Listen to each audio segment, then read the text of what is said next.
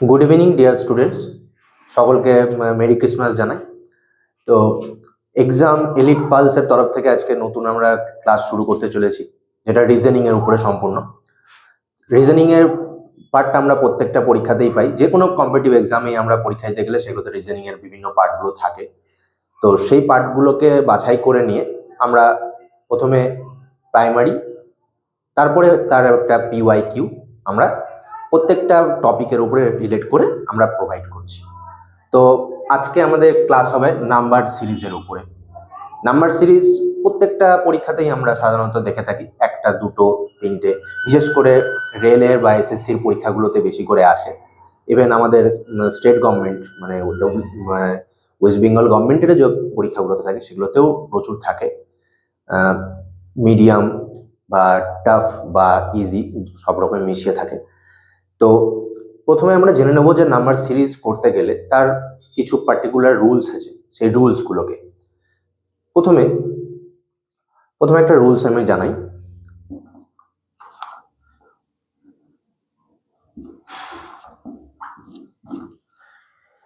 মানে হচ্ছে যে যেই সংখ্যাটা দেওয়া রয়েছে, এখানে A+A লিখলাম, মানে যেই সংখ্যাটা সিরিজে দেওয়া রয়েছে, ধরে নাও যে সিরিজে দেওয়া রয়েছে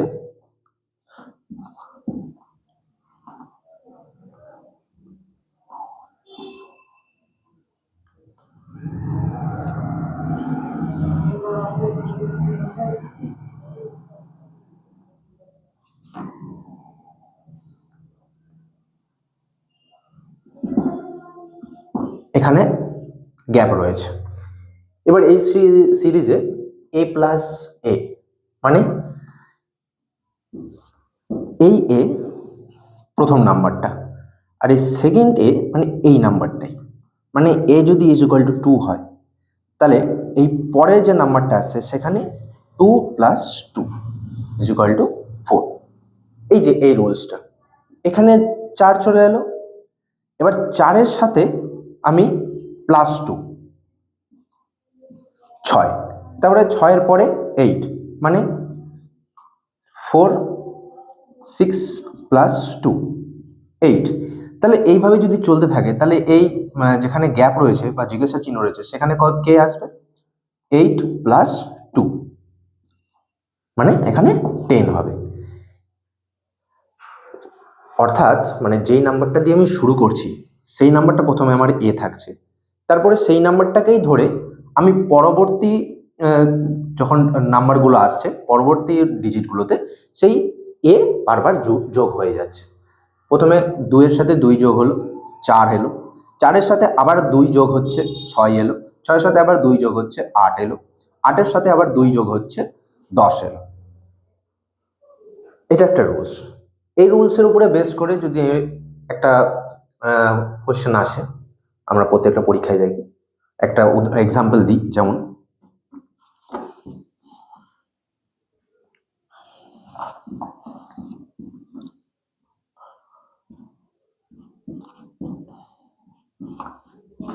এই মিডিলে গ্যাপটা রয়েছে। এই গ্যাপ পরীক্ষাতে যে কোনো জায়গায় দিতে পারে, শুরুতে, শেষে, শুরুতে, মাঝে। ঘাবড়ানোর কোনো ব্যাপার নেই, রুলস একই থাকে। রুলসটা আমাকে মনে রাখতে হবে যে কি রুলস ইউজ করা হচ্ছে। যেমন এখানে কি হচ্ছে 8, 8-এর সাথে এখানে গ্যাপটা আমি আগে দেখে নেব, কত গ্যাপ আছে, কত বাড়ছে, +2 বাড়ছে। এই যে +2 +2, এই যে এখানে লিখলাম যে এই যে +2, এই রুলসটা এখানে ইউজ হচ্ছে। +2 তার মানে এখানে আমার 12 আসবে, কারণ তাহলেই তারপরে যে আছে 12 + 2 করলে আমার 14 আসছে। তো এই যে রুলসটা +2 +2 করে এগোচ্ছে, এটা হচ্ছে একটা রুলস। এইরকমই সেম থিংসে আমরা পরবর্তী রুলস একটা যদি বলি, পরবর্তী রুলটা, পরবর্তী আরেকটা রুল আছে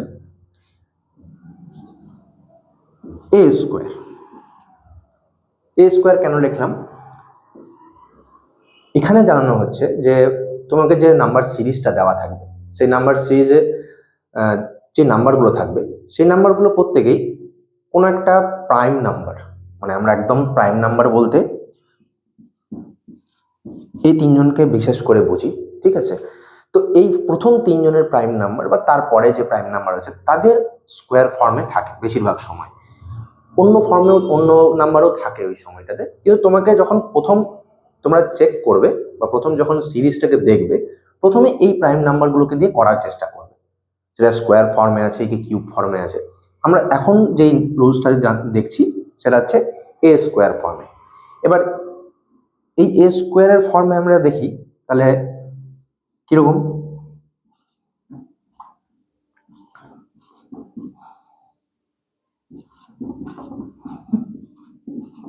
তাহলে এগুলো যদি আমি ভাঙি কি হবে, 1 স্কোয়ার 1, 2 স্কোয়ার 4, 3 স্কোয়ার 9, 4 স্কোয়ার 16, এইভাবে স্কোয়ার ফর্মে বাড়তে থাকছে। পরীক্ষাতে সিরিজগুলো যেমন দেওয়া থাকে সেই সিরিজে এইরকমই স্কোয়ার ফর্মের নাম্বার হয়, স্কোয়ার দেওয়া থাকবে, স্কোয়ার করে দেওয়া থাকবে, বা ফর্মটা এমন দেওয়া থাকবে যেটা স্কোয়ার করতে হবে। বেশিরভাগ সময় স্কোয়ার ফর্মে দেওয়া থাকে, মানে করা থাকে রীতিমতো, মানে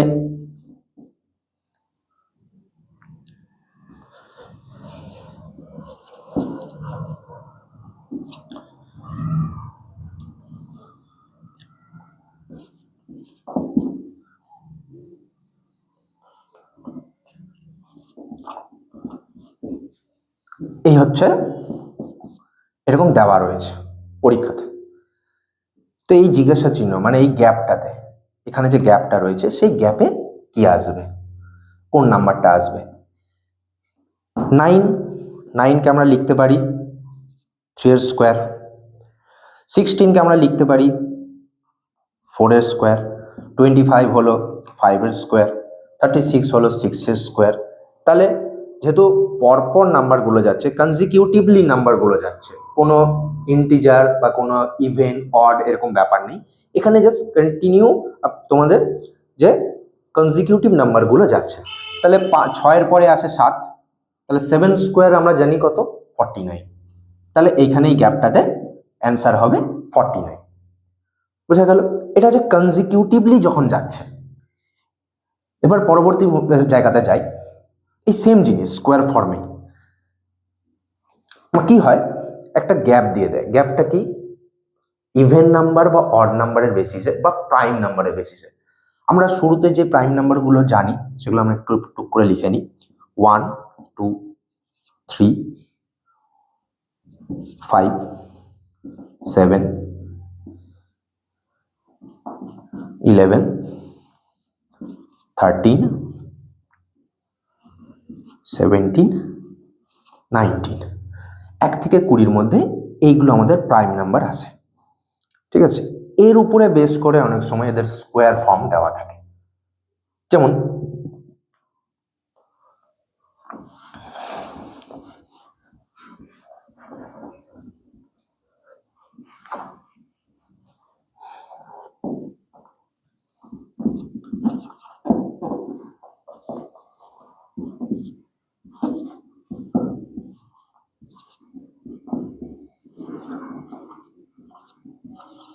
প্রাইম নাম্বার, প্রাইম নাম্বারের উপরে কি দেওয়া থাকে,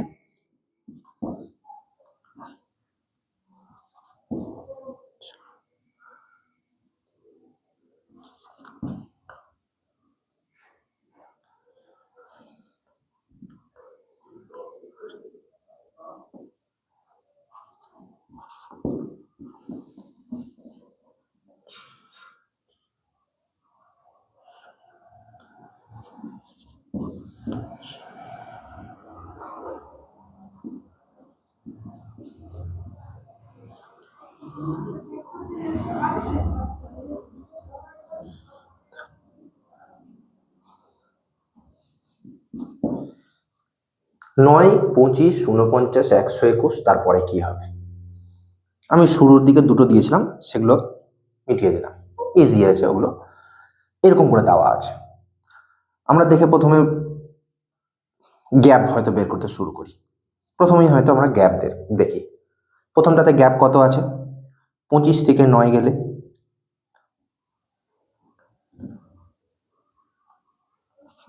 16, তারপরে গ্যাপ কত আছে 24, তারপরে গ্যাপ কত আছে পরিষ্কার গ্যাপ মাইনাস করে দেখে নেবে। 11 থেকে 9 গেলে 2, হাতে থাকলো 1, হাতে একটা নামালাম 5, 12 থেকে 5 গেলে 7, হাতের একটা নাম 72। এই গ্যাপের মধ্যে কোনো কিন্তু একটা পার্টিকুলার রুল বা একটা ওয়ে বা একটা পরপর ক্রোনোলজিক্যালি আসছে এইরকম কোনো কিছু কিন্তু নেই। একবার 16, তারপরে 24, তারপরে 72, একটা হাই জাম্পের মতো ব্যাপারটা রয়েছে। এখানে কোনো কিন্তু পরপর যে একটা রুলস ফলো করবে সেই কিন্তু ব্যাপারটা নয়। কিন্তু এই গ্যাপটা তার মানে আমাদের কাছে খুব সুবিধার হচ্ছে না এটাকে সলভ করতে। এবার আমরা নাম্বারগুলোকে যদি আমি স্কোয়ার ফর্মে আনি, কার স্কোয়ার, 9কে আমরা জানি 3 এর স্কোয়ার, 25কে আমরা জানি 5 এর স্কোয়ার, 49কে আমরা জানি 7 এর স্কোয়ার, 121কে জানি 11 এর স্কোয়ার। তাহলে উপরে দেখতে পাচ্ছি প্রত্যেকটা নাম্বারই আমরা আমাদের কাছে প্রাইম নাম্বার, 3, 5, 7, 11 প্রাইম নাম্বারের উপরে বেস করে। তাহলে 11 পরে প্রাইম নাম্বারটা কত? 13। তাহলে 13 স্কোয়ার যেটা হবে সেটা হলো এখানে অ্যান্সার। কত আছে 13 স্কোয়ারে? 169। এই হলো তাহলে এখানকার অ্যান্সার।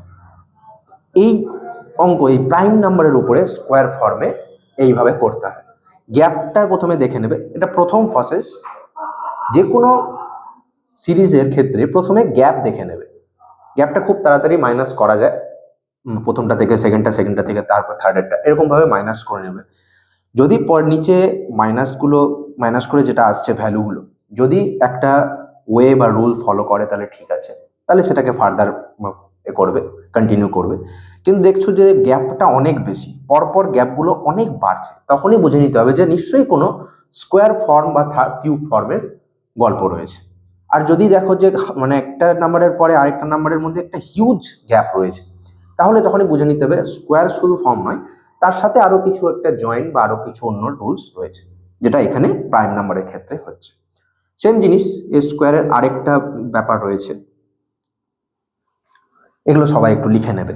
যারা একদম প্রথম শুরু করছো তাদের জন্য এগুলো সুবিধা, কারণ আমরা কিউ যাওয়ার আগে যদি রুলসগুলো না জানি, মানে কিভাবে এগোতে হয়, তাহলে আমরা খুব অ্যাবসার্ডলি আমরা সেগুলোকে ফলো করতে শুরু করি বা সেগুলোকে ক্যালকুলেট করতে শুরু করি, যার জন্য খুব টাইম লাগে। টাইম কনজিউমিংটা যাতে না হয়, পরীক্ষায় বসে যাতে খুব সহজেই জিনিসগুলো করা যায়, তাড়াতাড়ি নামানো যায়, কারণ টাইম কিন্তু সবার কাছে সমান। 1 ঘন্টা পরীক্ষা দেওয়া হবে, সেই টাইমের মধ্যে তোমাকে জিআই, ম্যাথ, তারপরে হচ্ছে ইংলিশ, তার সাথে হচ্ছে জেনারেল নলেজ সব নামাতে হবে। তো সুতরাং শর্ট প্রসেসগুলো আমাদেরকে জানতে হবে। তো এখানে এইটা প্রাইম নাম্বারের উপরে গেল। এবার আমরা সেম জিনিস এই স্কোয়ার ফর্মটাই অড অ্যান্ড ইভেন দুটোর ক্ষেত্রে একটা একটা করে দেব। যেমন আমরা নাম্বারের সিকোয়েন্সটাকে সাজিয়ে নিই। ইভেন নাম্বারের ক্ষেত্রে 4, 8,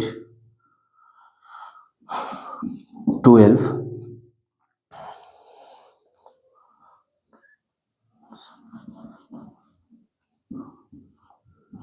4,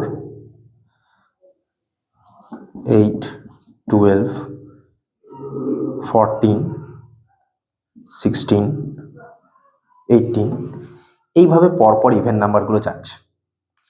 কিন্তু ভালো করে লক্ষ্য করলে দেখা যাবে এগুলো ইভেন নাম্বার, কিন্তু এরা কারো স্কোয়ার নয়। ঠিক আছে, এরা কারো স্কোয়ার নয় বলতে এ হয় 2 এর স্কোয়ার হয়ে যায়, কিন্তু এটা কিন্তু আমরা ভাগ করলে এটা 2 এর কিউব, এটা কোনো কিউব ফর্মে আসে না, এ কিন্তু 2 ইন্টু 6 তাহলে হয়। তাহলে এইরকম যখন গ্যাপ থাকবে তখনই বুঝে নিতে হবে যে এদের মধ্যে কোনো প্লাস ফর্ম বা ইন্টুর ফর্মের গল্প রয়েছে। যেমন এখান থেকে যদি আমি ইন করি, ইন্টু 2 হয়ে যাচ্ছে 8, এখান থেকে এটা +2, তারপরে +2, অথচ এখানে কিন্তু +4। এইরকম যদি কোনো সিকোয়েন্স দেওয়া থাকে, প্রথমে ইন্টু 4 আসছে, তারপরে +2 আসছে, তাহলে বুঝে নিতে হবে যে এখানে কোনো কিছু একটা জায়গায় কোনো গ্যাপ রয়েছে বা কোশ্চেনটা সাজানোটা ঠিকঠাক নয়। এই কোশ্চেনগুলো সাধারণত অনেক সময় পরীক্ষায় দিয়ে দেয়, তো এগুলোকে আমরা অ্যাভয়েড করার চেষ্টা করব। হাত দেবো না, আর যদি হাত দিই তাহলে প্রথমে বুঝে নেবো যে ব্যাপারটা কি রয়েছে, কোনটা বেশি ফলো করছে। যেমন এখানে +2টা বেশি ফলো করছে, তাহলে আমি এই রিলেটেড যদি কিছু গ্যাপ থাকে সেইটাকে আমি অ্যান্সার টিক করে আসবো। ঠিক আছে, আমরা যেহেতু অড আর ইভেনের এই স্কোয়ার ফর্মেই দেখছি, তাহলে আমাদের কাছে ইভেন নাম্বার কি কি আছে? 2, 4, 6, 8, 10। আমি এই 5টাকে নিয়েই করছি বোঝানোর জন্য। তো 2কে স্কোয়ার করলে 4, 4 স্কোয়ার করলে 16, 36, 8 স্কোয়ারে 464, 100, তাই তো? এটা ইভেন নাম্বারে। এর মধ্যে কোনো একটা যদি গ্যাপ থাকে, সাপোজ ধরে নাও 16 জায়গাটাতে গ্যাপ রয়েছে, এখানে একটা গ্যাপ রয়েছে, এই নাম্বারগুলো দেওয়া রয়েছে, এইখানে শুধু গ্যাপ বলেছি। যে কোনো জায়গায় গ্যাপ থাকতে পারে, যে কোনো জায়গায় জিজ্ঞাসা, এই ইন্টারোগেশন সাইনটা যে কোনো জায়গায় থাকতে পারে। তো সুতরাং এইখানে কোন নাম্বারটা হবে, প্রথমে আমি ফলো করবো যে নাম্বারগুলোর গ্যাপ কীরকম, এটা আমি জানি না। এরপরে যে গ্যাপগুলো, খুব বেশি গ্যাপটা পরপর বেড়ে চলেছে।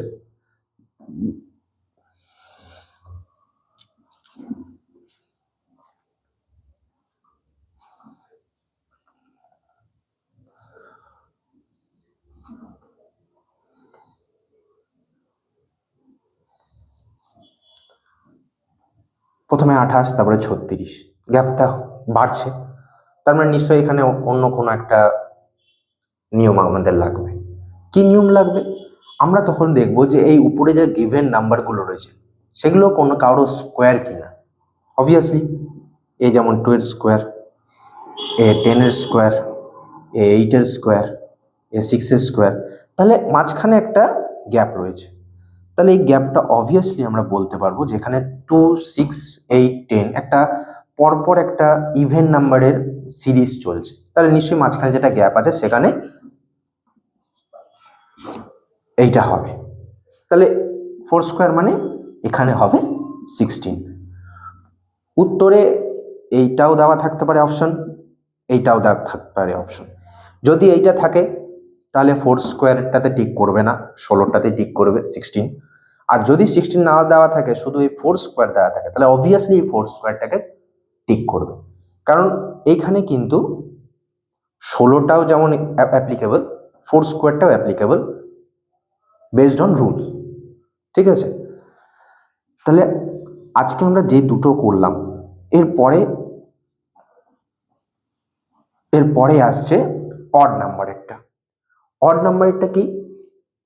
অড নাম্বারটা হচ্ছে যে আমাদের অড নাম্বারগুলো যেমন থাকে 3, 5, আমি একটা পরপর করছি না, মানে সিরিজটা ফলো করছি, জাস্ট আমি অড নাম্বারগুলোকে পরপর রাখছি। 7, 9, 11,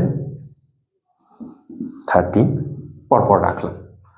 তো এদের মধ্যে এদেরকে যদি আমি স্কোয়ার করি, প্রত্যেককে স্কোয়ার করি, আমি কি পাই? 9, 25, 49, 81, 121, 169। এত বড় বড় ভ্যালু, আর ভ্যালুগুলো পরপর রীতিমতো একটা মানে মাল্টিপ্লিকেশনের অনুযায়ী বাড়ছে। এটা গ্যাপটা হিউজ, অনেকটাই পরপর সেই গ্যাপগুলো বেড়ে চলেছে। 9 থেকে 25, 25 থেকে 49, 49 থেকে 81, 81 থেকে 121, 121 থেকে 169।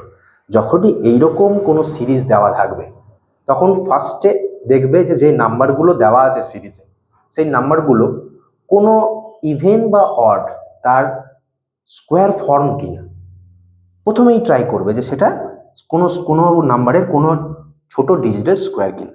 এখানে সেটাই দেখাচ্ছে প্রত্যেকটা। এবার এখানে যে কোনো একটা যদি আমি গ্যাপ দেয়, যে কোনো একটা গ্যাপ দিয়ে দিল, এখানে একটা গ্যাপ দিয়ে দিল, তাহলে এখানে কোনটা আসবে? 9, 3 স্কোয়ারের ফর্ম, 5 স্কোয়ারের ফর্ম 25, 7 স্কোয়ারের ফর্ম 49। তাহলে তারপরে কি আসছে 7-এর পরে? 9 স্কোয়ার, কারণ তারপরেই যেটা আছে 121, 121 is the square of 11। So মাঝখানে একটা গ্যাপ পড়ছে, সেই গ্যাপটা কার? 9 স্কোয়ারে। তাহলে এখানে কত হবে? 81।